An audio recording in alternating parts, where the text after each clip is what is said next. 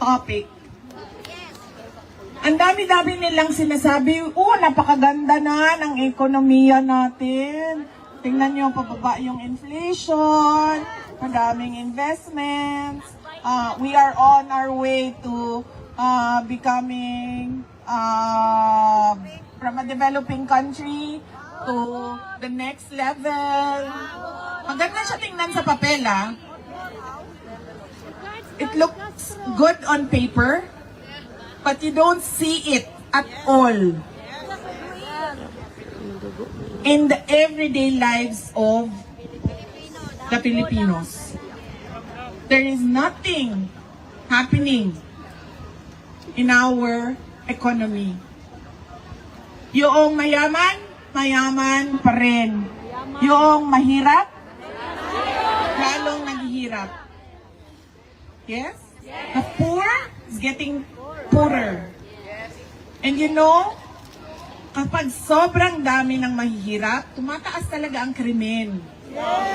Because the lure of easy money is tempting them every day. Kaya dumadami ang scammer sa Pilipinas. Mag-ingat kayo, mga kababayan namin earning in dollars, because target kayo ng scammers. Investment scam, tech scam, lahat na even fellow Filipinos scamming their kababayan. Drugs, petty crimes, lahat yan. Informal settlers. Nakikita natin yan. Huwag na tayong lumayo, para, makatotohanan yung example ko. Doon na lang tayo sa bahay namin at yung kasama namin sa bahay. Yung kasama namin sa bahay ay mas mataas pa yung sweldo nila sa kung ano yung required ng batas.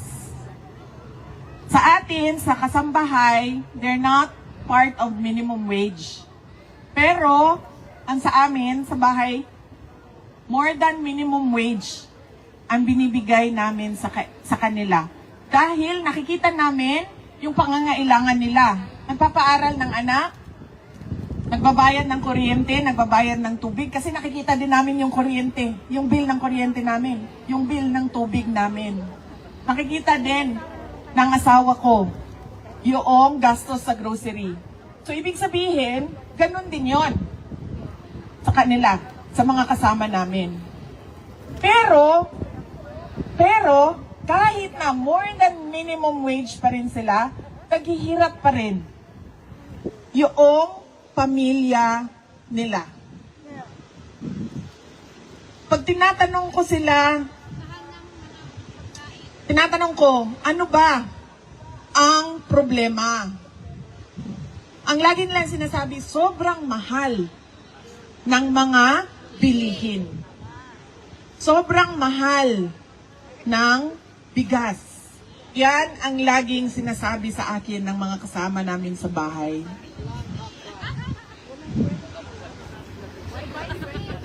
In fact, yung mga kasama namin sa bahay, pag sinasabi ko, kasi dalawa doon, graduate na ng college, ma'am. Nag-aral sila. Pumasok sila sa amin, nag-aaral sila, graduate na sila ng college. Dalawa doon. Dalawa doon, natapos sa alternative learning system. So, meron silang equivalency for fourth year high school. Pag sinasabi ko yung dalawa, ma'am, maghanap ka na ng trabaho, day. Kay, magsige na lang ka, kauban sa balay, dinhi, wa na kay ginabuhat. Dagko na kay akong mga anak, ma'am, sa tinuod lang. Ang ako ang anak, 17 years old, 12 years old, ug 8 years old. Kinahanglan pa ba na og assistant? No, di na kinahanglan og assistant because we want them to be independent. Pero ang ilahang mga kauban, ma'am, dili manghawa. Anak ko, pag-apply na sa barko, sa cruise ship, pag-apply na sa hotel, because they're both graduates of HRM. And what do they say? dili rami kay mas dako pa amo ang sweldo din kay kontra sa magtrabaho mi din ha, sa Mandaya Hotel.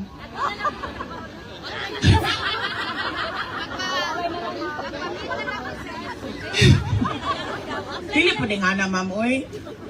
To the point na ang isa niingon siya, pwede ko nimo i-adapt na lang, mahimo na lang kung Duterte. So, wala na siya ginabuhat yun, ma'am, sa tinuod lang. Kanang makita ninyo sa social media, si Inday Mina, wa na na'y ginabuhat, ma'am. Kaya dagko na akong mga anak, pero di yun siya manita og trabaho, kaysa mo to siya maglisod. Kung manarbaho siya. Kahit mahal daw kaayo ang panaliton. O niya, kinahanglan niya, suportahan iyahang mama, iyahang papa, o iyahang mga igsuon, iyahang mga manghod. So really, good on paper, but nothing at all on the ground. Utang ng Pilipinas. Magkano na po ang utang ng Pilipinas?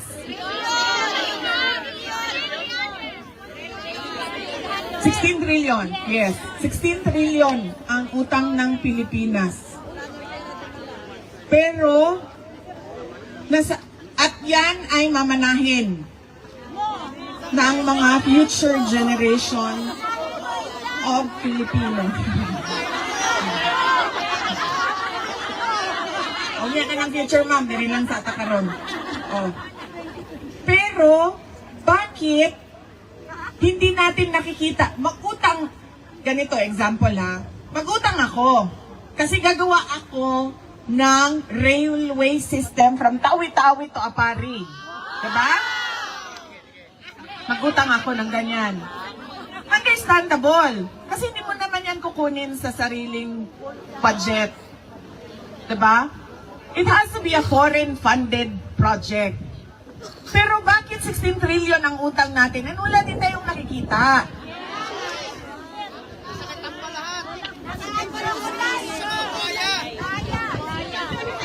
Nasaan ang inutang? Kasi dapat pag nag-utang ka, may nakikita ka. Alam nyo, noong papunta kami dito, nagsakay ako ng Philippine Airlines. Tapos, sa Philippine Airlines, nag-advertise doon sa kanilang screen ang New Star Hotel. Tapos, doon sa ad nila, merong mga tourist spots ng Pilipinas. So, iba-ibang tourist spot. Pero sobrang nairita ako, hindi sa New Star Hotel, pero sa isang portion ng ad. Kasi, nakalagay doon, sa Tacloban daw,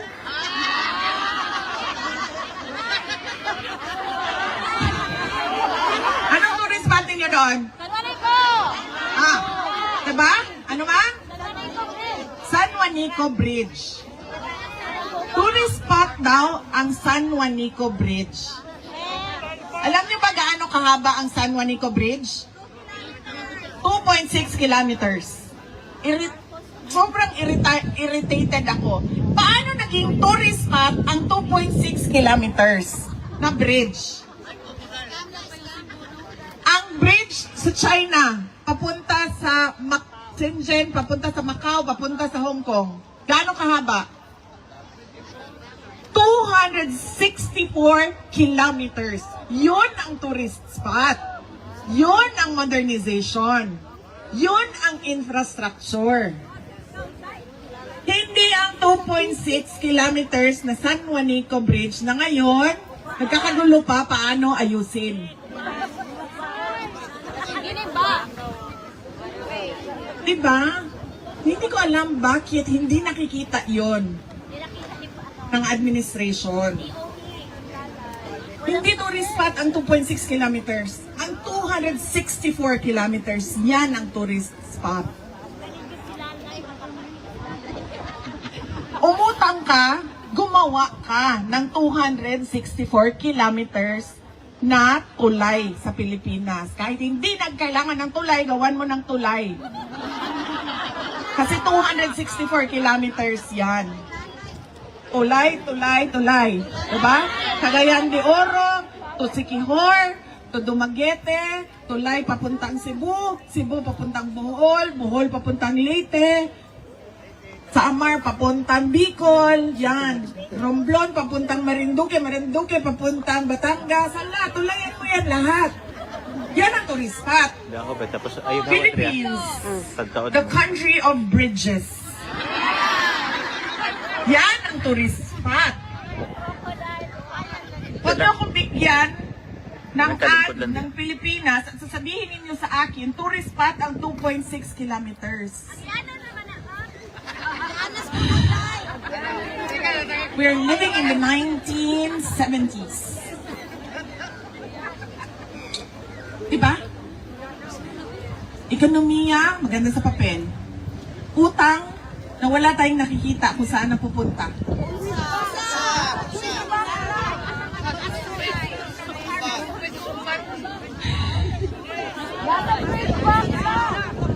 Isa pa yan, ma'am. Budget na hindi mo alam kung saan ginastos. Napupunta sa ayuda na napupolitika. Diba? Bakit? Yung pagkahuman ako, nga nag-Nature Republic na tanglak ilahang sa ninyo. Waman lang gani sila kakita, waman lang gani sila nakareklamo, ngano ingana inyong ad. Pagbuhat mo o tourist spot na 2.6 kilometers. Huwag mo na ulaw sa China? Lingon pa daw China, uy. Maulaw po mi sa Pilipinas, uy. Kaya 2.6 lang ilahan tulay. I don't know. I do not understand. Why? Why?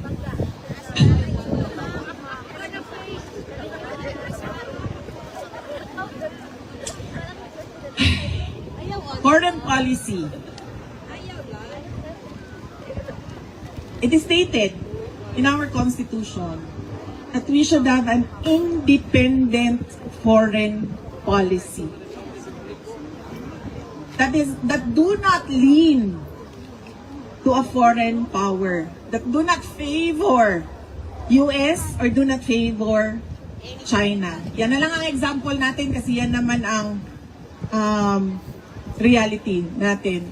Yung gitgitan ng US at China. We already won in the arbitral award. We already have an award from that case that we filed with using the UN Convention on the Law of the Seas. Nanalo na tayo dyan. Alam na ng buong mundo na sinabi sa arbitral award sa Pilipinas yan. And therefore, the only thing that you need to do is force the recognition and the implementation of the award through diplomatic channels. Hindi yung kikilingan mo, tama ba ang Tagalog ma'am? Kikilingan mo ang isang foreign power, papapasukin mo ang mga missile ng foreign power sa bansa mo na alam mong kinaiinisan noong kalaban niya na wala ka namang kinalaman sa gitgitan nilang dalawa. That is not independent foreign policy.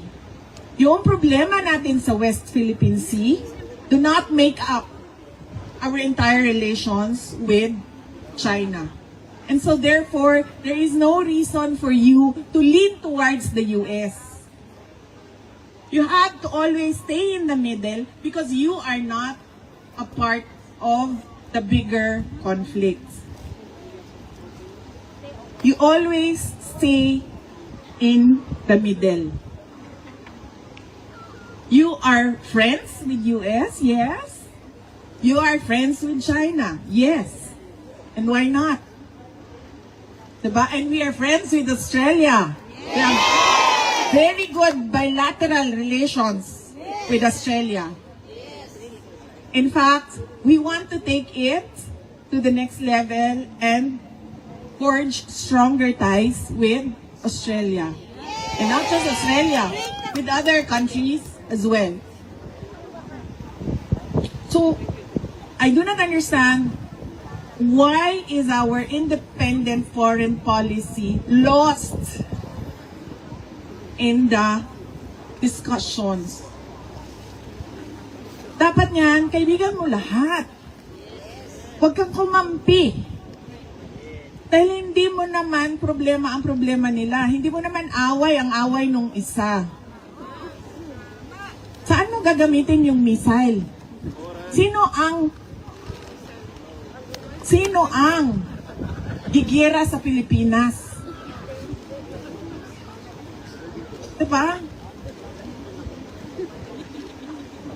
Dapat yan, balanse lagi yung foreign policy. Ito, sinabi ko, kanento ko sa inyo kanina, di ba? Anong sinasabi ng kasama namin sa bahay? Mahal kayo ang panaliton. The basic goods, the prices of basic goods are increasing and very expensive. It is not affordable to ordinary Filipinos. That is the problem. And the other problem is, there is no food security plan at all for the Philippines. We have been importing food from other countries. And there is no plan, a long-term plan on how we can be self-sufficient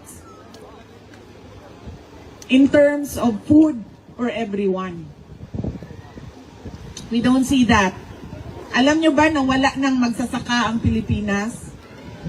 Dahil sobrang magastos.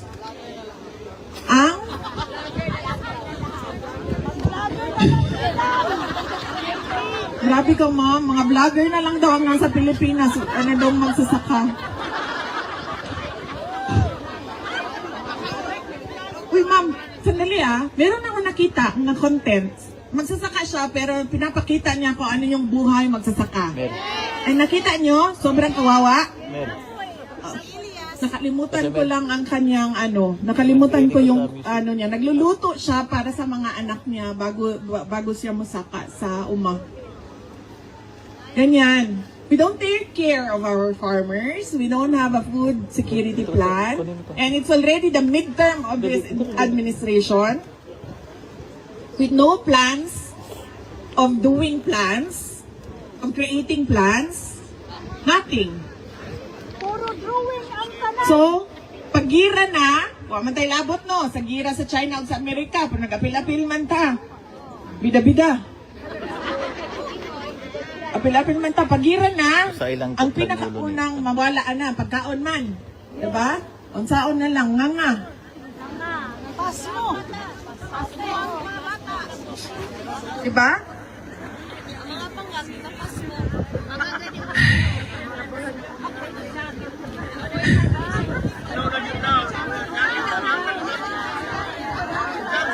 Ay, okay na ko, ma'am. Ibalo ka, ma'am. Inaani po lang akong vitamins. Akong regimen sa vitamins, ma'am. So, I'm okay. Sa ganitong ato ganing gipalit nato sa Hague. Uy, ako ra ba ni palit ato? Basta for memory and concentration, curcumin and unsa kaninang ginger, ma'am, kanang isa. Turmeric. Yes, that one. And then the other one is calcium, magnesium with vitamin K and vitamin D. 2 tablets a day. Ang turmeric, 1 tablet a day. And then calcium, magnesium, vitamin K and vitamin D, 2 tablets a day. And then hair, skin, and nails with collagen, 4 tablets a day. Yes, ma'am.